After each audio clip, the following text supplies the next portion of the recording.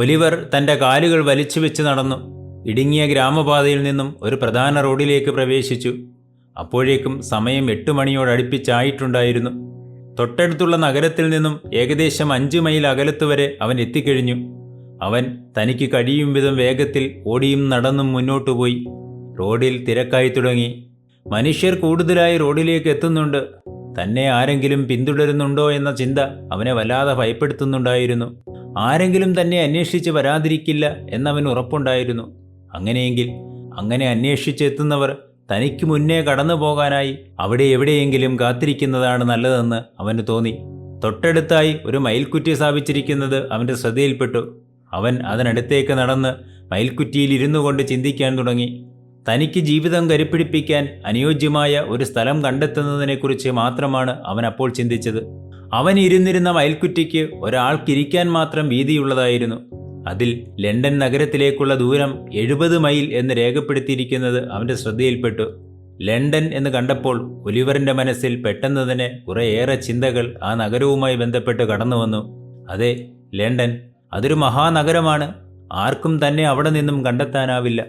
എന്തിനേറെ പറയണം, മിസ്റ്റർ ബംബിളിന് പോലും ആ നഗരത്തിൽ നിന്നും തന്നെ കണ്ടുപിടിക്കാൻ പ്രയാസമായിരിക്കും. ആ മഹാനഗരത്തെക്കുറിച്ച് പലപ്പോഴും അഗതി മന്ദിരത്തിലെ തൊഴിലാളികൾ സംസാരിക്കുന്നത് അവൻ കേട്ടിട്ടുണ്ട്. ആർക്കും ജീവിക്കാൻ ആവശ്യമായത് അവിടെ കണ്ടെത്താനാകുമെന്നാണ് അവർ പറയുന്നത്. തന്നെപ്പോലെ അനാഥനായ ആരുമില്ലാത്ത ഒരു ബാലന് ആ നഗരം ഒരു തണലായിരിക്കും. എന്നാൽ പ്രായമായ ആ മനുഷ്യർ പറഞ്ഞത് ആ മഹാനഗരത്തിൽ പുതുതായി എത്തിച്ചേരുന്ന ഒരാൾക്ക് പിടിച്ചു നിൽക്കണമെങ്കിൽ സഹായിക്കാനായി ഒരാൾ ഉണ്ടായിരിക്കണമെന്നാണ്. അല്ലെങ്കിൽ നഗരം അവൻ്റെ ജീവൻ അപഹരിക്കുമത്രേ.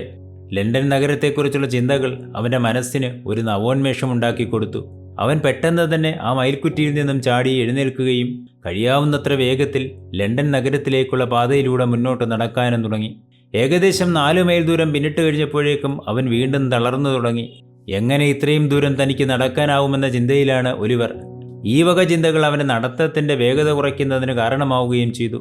ഒരു കഷ്ണം ഉണക്കറൊട്ടിയും പഴകി കീറിത്തുടങ്ങിയ ഏതാനും വസ്ത്രങ്ങളും 2 ജോഡി സ്റ്റോക്കിങ്സും മാത്രമാണ് അവൻ്റെ സമ്പാദ്യങ്ങൾ.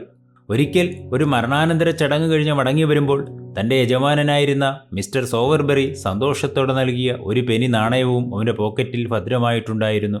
ഈ തണുപ്പുകാലത്ത് ഇത്രയും സമ്പാദ്യങ്ങളുമായി ഇനിയുള്ള 65ഓളം മൈൽ ദൂരം താണ്ടുകയെന്നത് വലിയ സാഹസം തന്നെയാണ്. എന്നാൽ ഒലിവറിനെ പോലെ നിശ്ചയദാർഢ്യം കൈവന്ന ഒരു ബാലനെ സംബന്ധിച്ചിടത്തോളം അതൊന്നും ഒരു പ്രശ്നമായിരുന്നില്ല. അവൻ അത്രമാത്രം സഹനശക്തി ഈ ചെറു ജീവിതത്തിനുള്ളിൽ തന്നെ ആർജിച്ചു കഴിഞ്ഞിരുന്നു. ഈ വക ചിന്തകൾ അവൻ്റെ ആത്മവിശ്വാസം വർദ്ധിപ്പിച്ചു. തൻ്റെ ഇടതു തോളിലിരുന്ന തുണിസഞ്ചി വലതു തോളിലേക്ക് മാറ്റിയിട്ടിട്ട് അവൻ തിടുക്കത്തിൽ തൻ്റെ ലക്ഷ്യസ്ഥാനത്തേക്ക് വെച്ചുപിടിച്ചു. അന്നേ ദിവസം അവൻ 20 മൈൽ പിന്നിട്ട് കഴിഞ്ഞിരുന്നു.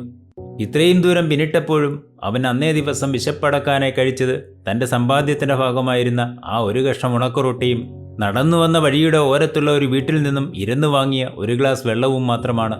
രാത്രി എത്തിയപ്പോൾ തൊട്ടടുത്ത് കണ്ട വിശാലമായ പാടത്തിന് സമീപം കൂട്ടിയിട്ടിരുന്ന വൈക്കോൽ കൂനയുടെ സമീപം കിടന്നുറങ്ങാൻ അവൻ തീരുമാനിച്ചു. പക്ഷേ ആദ്യമൊന്നും അവൻ ഉറങ്ങാനായില്ല. വിശാലമായ പാടശേഖരങ്ങളിൽ നിന്നും ഹുങ്കാര ശബ്ദമുണ്ടാക്കി കടന്നു വരുന്ന തണുത്ത കാറ്റും അതികഠിനമായ വിശപ്പും എല്ലാം കൂടി അവനെ വല്ലാതെ ഭയപ്പെടുത്താൻ തുടങ്ങി. താൻ ഏകനാണല്ലോ എന്ന ചിന്ത അവനെ അസ്വസ്ഥനാക്കി. പക്ഷേ ശരീരത്തിന് ക്ഷീണം അധികം താമസിക്കാതെ തന്നെ അവനെ ഉറക്കത്തിലേക്ക് തള്ളിവിട്ടു. ആ കൊടും തണുപ്പിൽ കിടന്ന് അവൻ ഗാഠനിദ്രയിലേക്ക് ആണ്ടിറങ്ങി. പിറ്റേന്ന് പ്രഭാതമായപ്പോഴേക്കും തണുപ്പുകൊണ്ട് അവൻ്റെ ശരീരം വിറങ്ങലിച്ച അവസ്ഥയിലായിരുന്നു. എങ്കിലും അവൻ എഴുന്നേറ്റ് നടക്കാൻ തുടങ്ങി. തൻ്റെ കയ്യിലുള്ള ഒരു പെനി കൊണ്ട് അടുത്ത് കാണുന്ന ഏതെങ്കിലും കടയിൽ നിന്നും ബ്രെഡ് വാങ്ങി കഴിക്കണമെന്നും അവൻ തീരുമാനിച്ചിരുന്നു. വിശപ്പ് അത്രമാത്രം അവൻ്റെ ശരീരത്തെ കീഴടക്കി കഴിഞ്ഞിരുന്നു.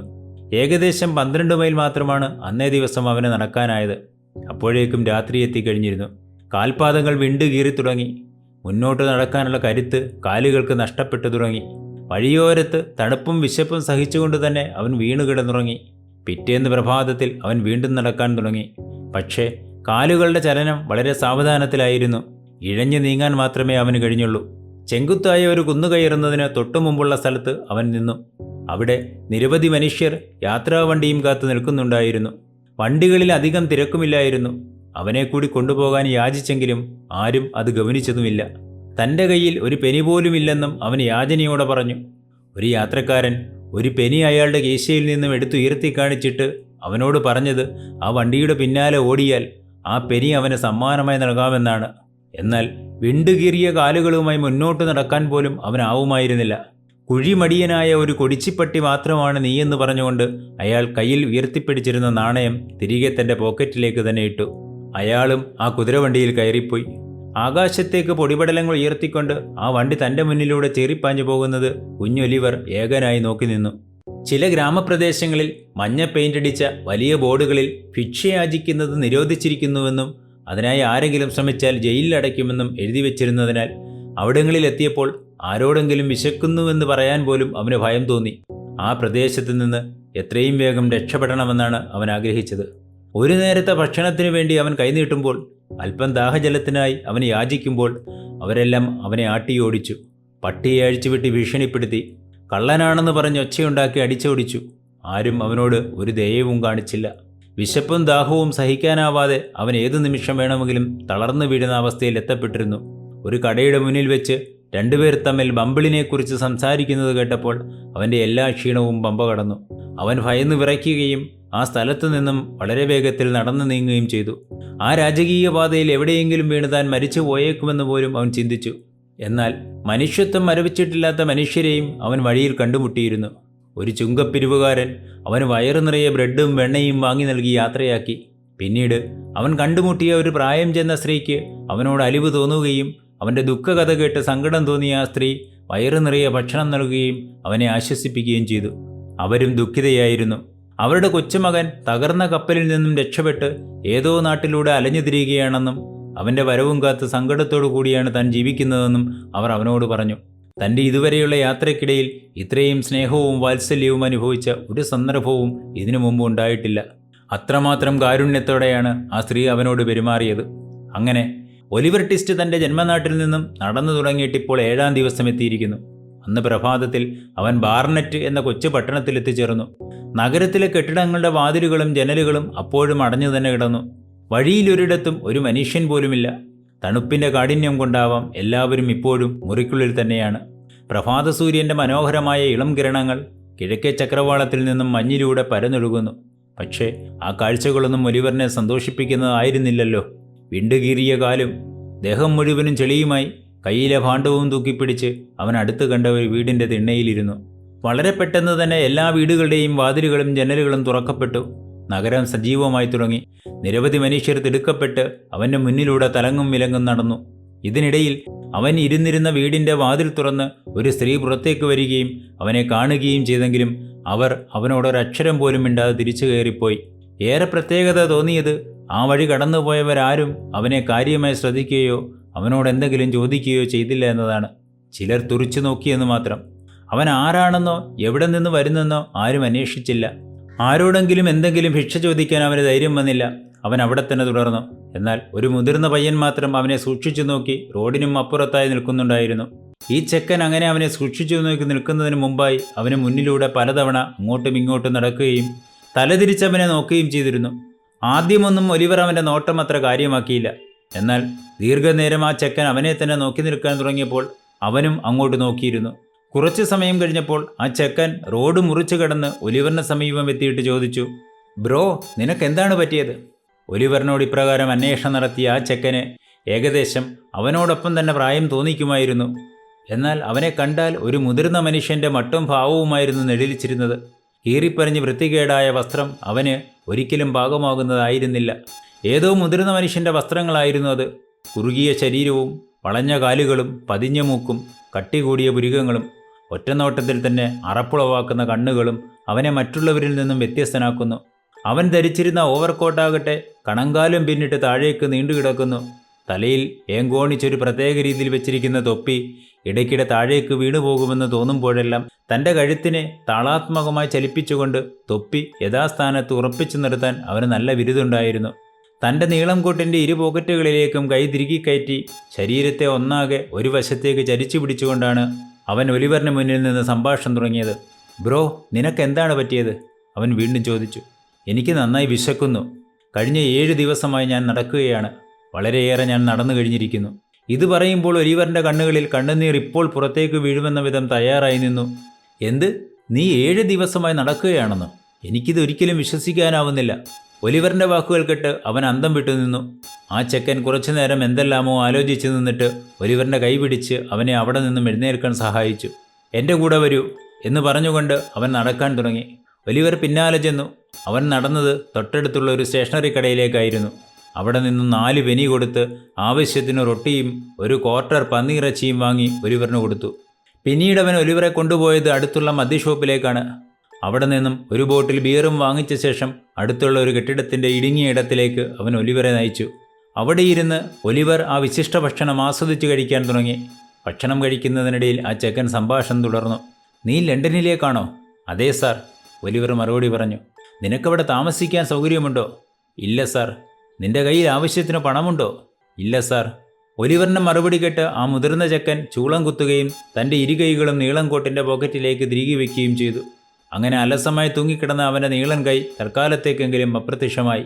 ഒലിവർ ആ ചെക്കൻ്റെ മുഖത്തേക്ക് സൂക്ഷിച്ചു നോക്കിയിട്ട് ചോദിച്ചു, സർ, നിങ്ങൾ ലണ്ടനിലാണോ താമസിക്കുന്നത്? ഞാൻ അവിടെയുള്ളപ്പോൾ അവിടെ തന്നെ താമസിക്കും, അവൻ അലസമായി മറുപടി പറഞ്ഞു. അവൻ തുടർന്നു, ഞാൻ നിനക്ക് കിടന്നുറങ്ങാനായി അവിടെ ഒരു സ്ഥലം ഏർപ്പാടാക്കി തരാം. എനിക്ക് അങ്ങനെയൊരിടം അത്യാവശ്യമാണ്. നാട്ടിൽ നിന്നും ഇറങ്ങി പുറപ്പെട്ടതിന് ശേഷം ഇതുവരെയും ഒരു മേൽക്കൂരയ്ക്ക് കീഴിൽ ഞാൻ ഉറങ്ങിയിട്ടില്ല, ഒലിവർ പ്രതികരിച്ചു. ആ ചെക്കൻ തുടർന്നു, അവിടെ നിനക്ക് ഞാൻ മാന്യനായൊരു വൃദ്ധനെ പരിചയപ്പെടുത്തി തരാം. എനിക്കവിടെ നിരവധി സുഹൃത്തുക്കളുണ്ട്. ആ വൃദ്ധൻ വളരെ ദയാലുവാണ്. അദ്ദേഹം നിന്നെ സഹായിക്കും. ഒലിവർ അവൻ്റെ വാക്കുകൾ കേട്ട് സന്തോഷത്തിലായി.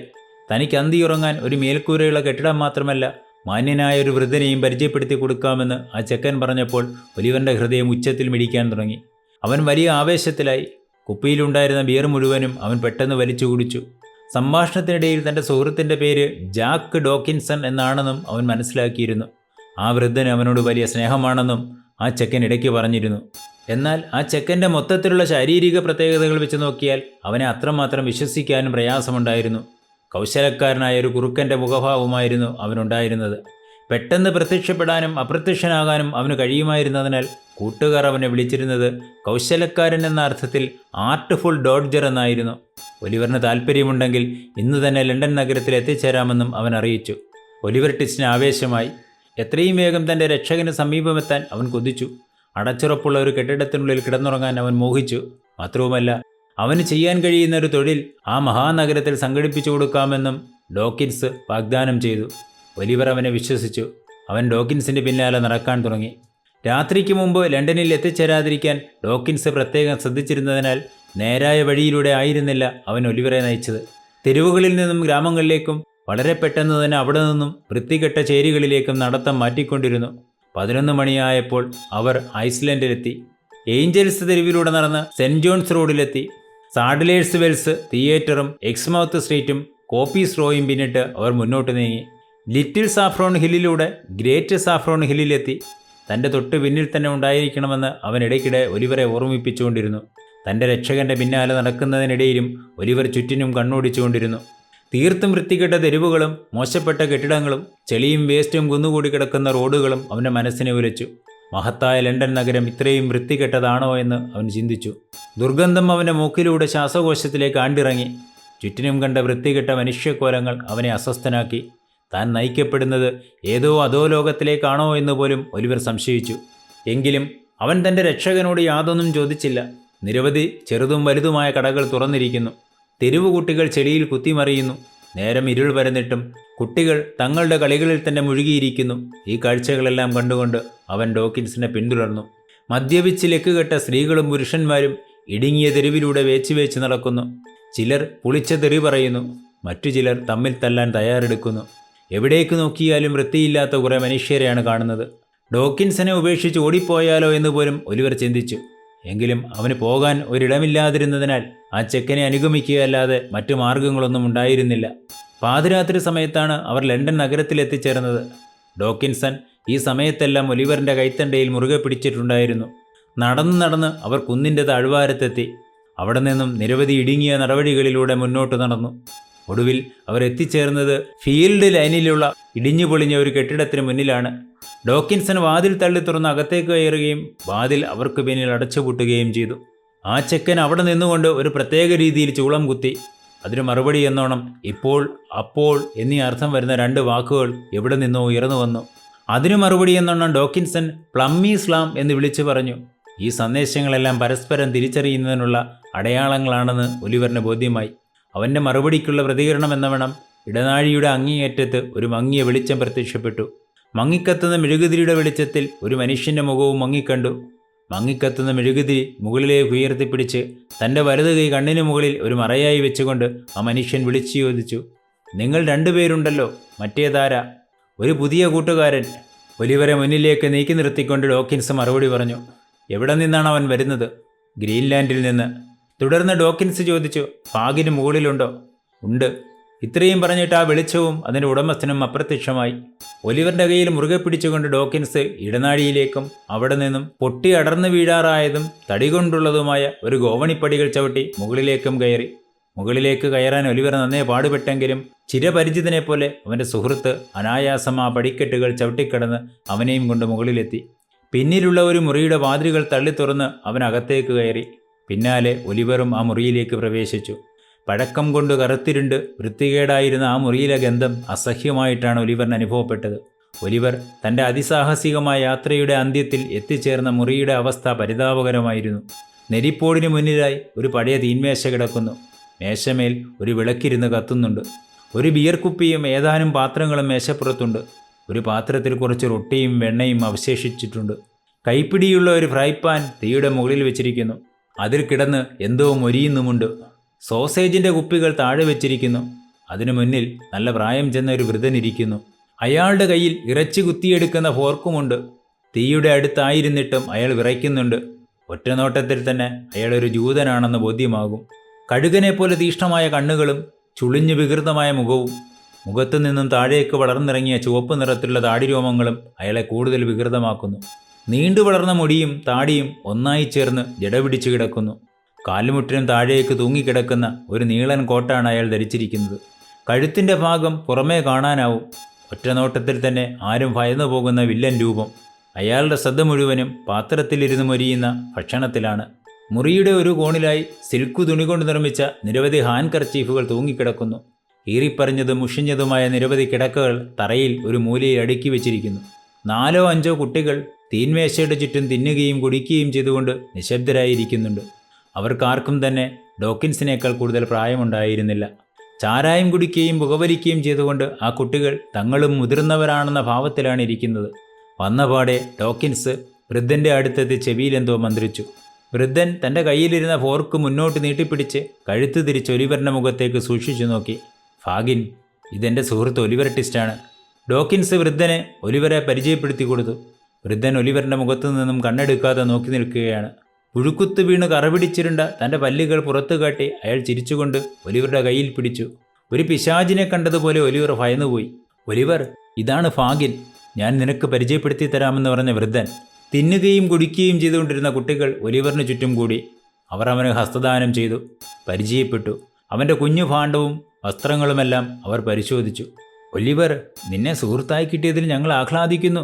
വൃദ്ധൻ ഇത് പറയുമ്പോൾ വിറയ്ക്കുന്നുണ്ടായിരുന്നെങ്കിലും അയാളുടെ ശബ്ദം അരോചകമായിരുന്നു. അപ്പോഴാണ് ആ മുറിയിൽ അലസമായി തൂങ്ങിക്കിടക്കുന്ന ഹാൻഡ് കർച്ചീഫുകൾ ഒലിവറിൻ്റെ ശ്രദ്ധയിൽപ്പെട്ടത്. ഒലിവർ അതിലേക്ക് നോക്കുന്നത് കണ്ടപ്പോൾ വൃദ്ധൻ അതെല്ലാം അലക്കാനുള്ളതാണ് എന്ന് ചിരിച്ചുകൊണ്ട് പറഞ്ഞു. ഇതിൽ ചിരിക്കാൻ എന്താണ് വകയുള്ളതെന്നോർത്ത് ഒലിവർ അമ്പരന്ന് നിന്നു. ഫാഗിൻ തൻ്റെ സംഭാഷണം തുടർന്നു.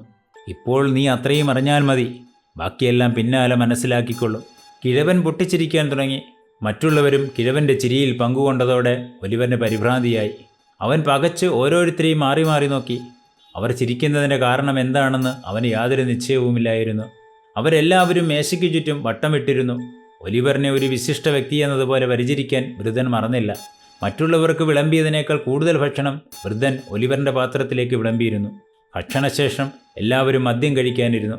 ഒരു കോപ്പ നിറയെ മദ്യം നിറച്ച് വൃദ്ധൻ ഒലിവറിന് മുന്നിലേക്ക് നീക്കിവെച്ചിട്ട് ഒറ്റ വലിക്ക് കുടിച്ചിട്ട് പാത്രം തിരികെ തരാൻ ആവശ്യപ്പെട്ടു. എല്ലാവർക്കും കൂടി ആ ഒരു പാത്രം മാത്രമേ ഉണ്ടായിരുന്നുള്ളൂ. അതിനാൽ ഒരാൾ കുടിച്ചതിന് ശേഷമേ രണ്ടാമന് കുടിക്കാനാവൂ.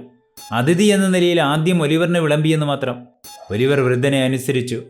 ജിന്നും വെള്ളവും കൂട്ടിച്ചേർത്ത ആ ദ്രാവകം അവൻ ഒറ്റ വലിക്ക് അകത്താക്കി. അല്പസമയത്തിനകം തന്നെ അവൻ്റെ ശരീരത്തെ മദ്യം നിയന്ത്രിക്കാൻ തുടങ്ങി. അവൻ പതുക്കെ പതുക്കെ മയക്കത്തിലേക്ക് വീണു. മറ്റുള്ളവർ അത് കണ്ട് പൊട്ടിച്ചിരിച്ചു. അവർ അവനെ താഴെ കിടന്ന ഒരു കിടക്ക നിവർത്തി അതിലേക്ക് കിടത്തി. വളരെ പെട്ടെന്ന് തന്നെ ഒലിവർ ഗാഢമായ ഉറക്കത്തിലേക്ക് വീണുപോയിരുന്നു.